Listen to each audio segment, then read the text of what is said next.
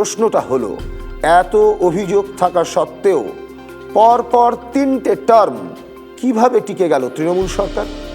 আর শুধু টিকলো না, প্রত্যেকটা ভোটে আসন বাড়ালো। কি করে সম্ভব হলো?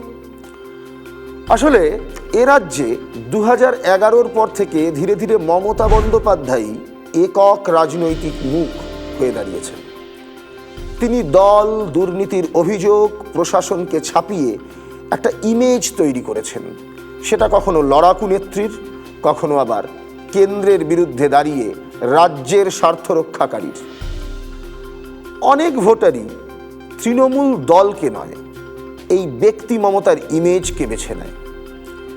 আরও একটা বিষয় আছে, সেটা হলো বিকল্পহীনতা। ঠিকভাবে বললে নির্ভরযোগ্য বিকল্পহীনতা। খেয়াল রাখবেন, সেই 1984 সাল থেকে মমতা বন্দ্যোপাধ্যায় সাংসদ এবং প্রথম থেকেই তীব্র সিপিএম বিরোধী মুখ তিনি। অনেক আন্দোলন করেছেন, কংগ্রেসে থেকে দলের ভিতরে বাইরে লড়েছেন, এমনকি একটা সময় লড়তে না পেরে নিজের দল গড়েছেন। মাথা ফেটেছে, মার খেয়েছেন, অবরোধ, অনশন, অনেক কিছু করেছেন।